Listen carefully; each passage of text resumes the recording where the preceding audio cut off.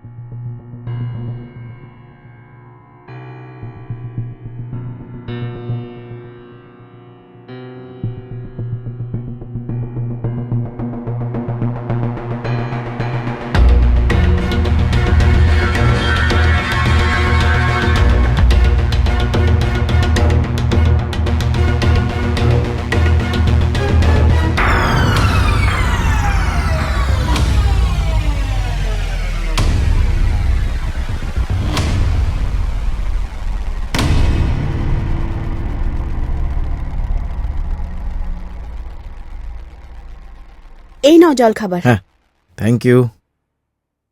আরে কোমল, আজ তুইও এসেছিস? পড়াশোনা তো করছে না, তাই ভাবলাম ওকে আমার সাথে নিয়ে আসি। হাতে সাহায্যও করে দেবে আর আমার মনও ভালো থাকবে। ভালো করেছো। আচ্ছা কোমল, শোন না, আমার বেডরুম একটু পরিষ্কার করে দে। হ্যাঁ, আমি করে দিচ্ছি। ঠিক আছে। আরে সানিয়া কোথায় গেছে? আসছে, রেডি হচ্ছে। সানিয়া, আসছি মা। বাবা, কেমন লাগছে আমি? আরে বাহ, কত ভালো লাগছে আমার মেয়েকে। এসো তাড়াতাড়ি খেয়ে নেবে, এসো। না বাবা, আজকে না প্রথম দিন, আমি লেট হতে চাই না। আরে কিন্তু আরে শোনা, একটা ব্রেড খেয়ে নে। না মা, আমি লেট হয়ে যাব। আমি তাড়াতাড়ি চলে আসবো, কি? বাই। আরে শোনা। সানিয়া, বাই। জানি না কি হবে মেয়েটার। আজকে কলেজের প্রথম দিন, তার জন্য একটু এক্সাইটেড।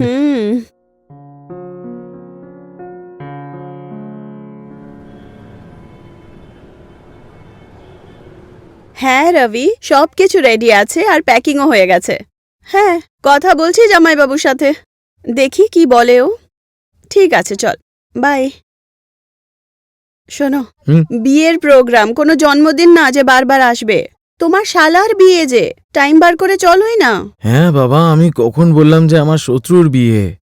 তুমি যাচ্ছ না বিয়েতে, যথেষ্ট। আর আমি আমার শালা বাবুর থেকে ফোনে ক্ষমা চেয়ে নেব, ঠিক আছে?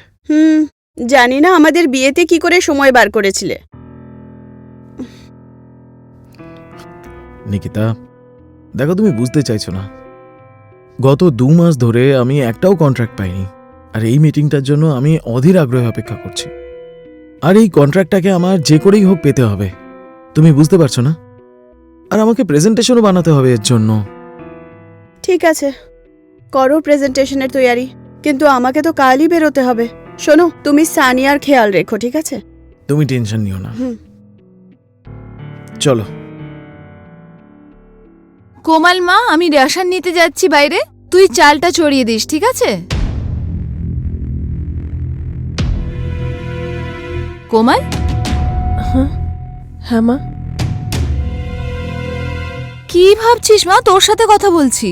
মা দেখো না, আমার সব ফ্রেন্ডস কলেজে যায়, আমিও পড়তে চাই। আমি একাই ঘরে বসে আছি। কোন সব বন্ধু?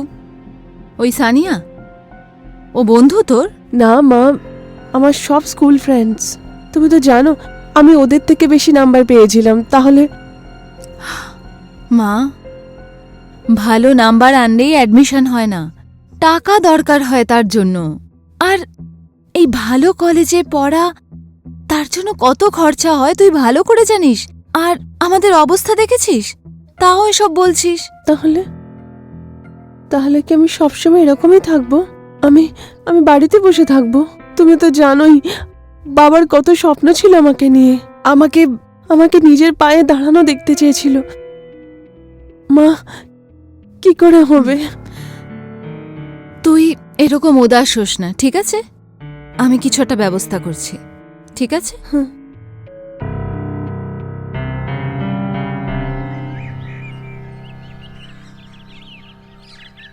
আরে আরে হ্যাঁ বাবা, আমি পাঠিয়ে দিয়েছি, তুমি একবার চেক করে নাও, যেমনই হবে আমরা দেখে নেব। ঠিক আছে। সানিয়া মা, ব্রেকফাস্ট করে নাও। হ্যাঁ আন্টি, 1 মিনিটে আসছি।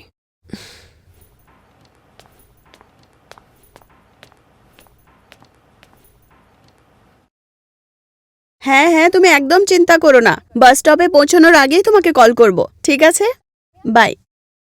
সানিয়া, তোর ব্রেকফাস্ট হয়ে গেলে চল, তোকেও কলেজে ড্রপ করে দিচ্ছি। হ্যাঁ মা, বাস 5 মিনিট। হ্যাঁ অনিতা, শোনো, 1 মিনিট এদিকে এসো।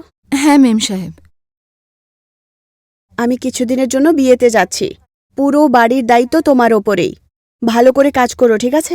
হ্যাঁ মেম সাহেব। আর শোনো, কোনো অসুবিধা হলে আমাকে কল করে নিও, ঠিক ঠিক আছে? আছে মেম সাহেব, আপনাকে কিছু বলার ছিল। হ্যাঁ বলো। ওই যে কোমলের অ্যাডমিশনের জন্য একটু টাকার দরকার, যদি আপনি দিতেন। কত টাকা? অতটুকুই, যেটুকু কলেজ অ্যাডমিশনের দরকার হবে, তার চেয়ে বেশি চাই না। ঠিক আছে, আমায় একটু সময় দাও, বিয়ে থেকে ফেরত আসার পর কিছু একটা করছি, ঠিক আছে? ঠিক আছে। আরে এবার নিকিতা, তোমার দেরি হয়ে যাচ্ছে, সানিয়ারও খাওয়া হয়ে গেছে, বেরাও তাহলে। সানিয়া চল, নিজের খেয়াল রেখো। হ্যাঁ, তুমিও সাবধানে যেও, আর ওখানে পৌঁছে আমাকে কল করো, ঠিক আছে? Bye bye Babu. বাই বাবা। বাই।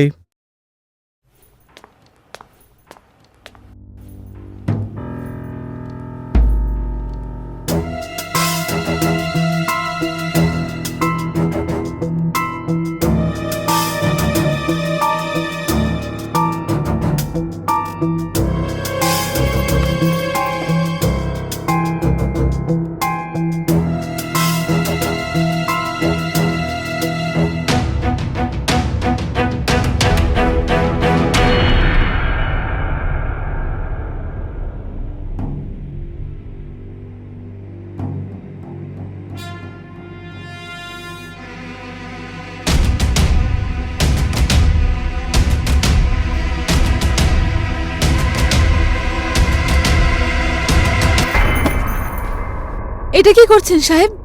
অনিতা, আমি শুনেছি যে তোমার কিছু টাকার দরকার, তুমি কোমলকে পড়াতে চাও। আমি তোমাকে টাকা দিচ্ছি, কত চাই তোমার বলো? না সাহেব, আমি বন্দোবস্ত করে নেব, আপনার এসব করার দরকার নেই। আরে আরে আমার কথা তো শোনো, দেখো আমি তোমার সাহায্য করতে পারি, তোমার মেয়ের অ্যাডমিশন করিয়ে দিতে পারি। বলো কত টাকা চাই তোমার, আমি সব খরচা বহন করব। কিন্তু কেন সাহেব? কারণ আমি চাই তুমি এক রাত আমার সাথে কাটাও, আমার কাছে চলে এসো। সাহেব এসব ঠিক নয়। আরে অনিতা শোনো না, তোমার মেয়ের স্বপ্ন বেশ বড়, বড় কলেজে পড়তে চায়, তার জন্য তো টাকাও লাগবে, আর ওর অ্যাডমিশন করানো আমার হাতে আছে। তোমার কাছে আজকের টাইমটা কিন্তু আছে, ভেবে নাও, এবার তোমার ব্যাপার, তুমি নিজের মেয়েকে পড়াতে চাও নাকি না।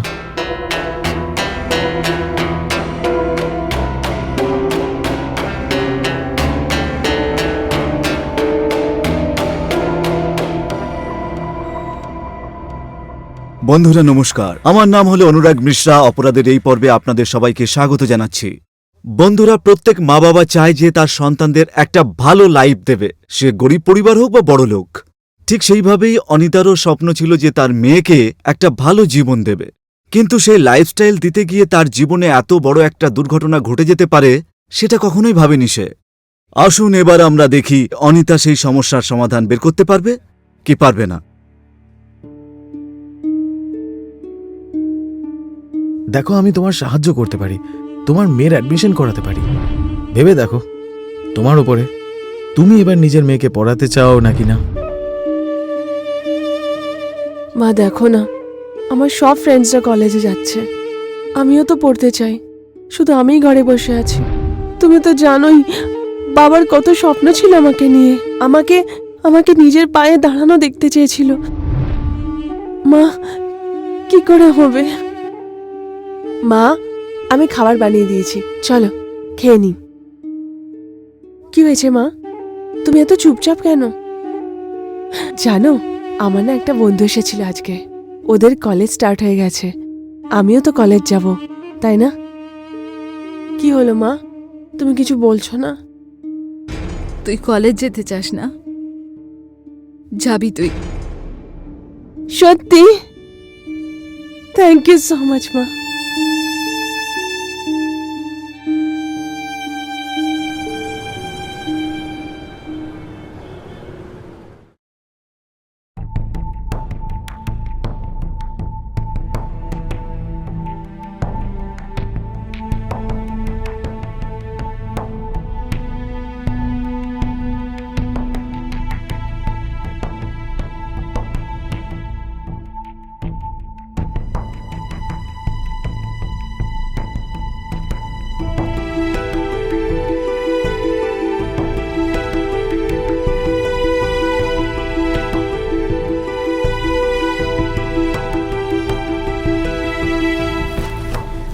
বেশ বুদ্ধিমতী কিন্তু তুমি।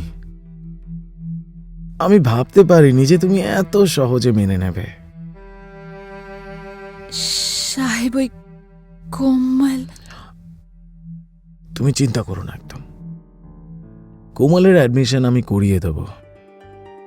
তুমি শুধু একবার আমাকে তোমার মনে অ্যাডমিশন দিয়ে দাও। হুম?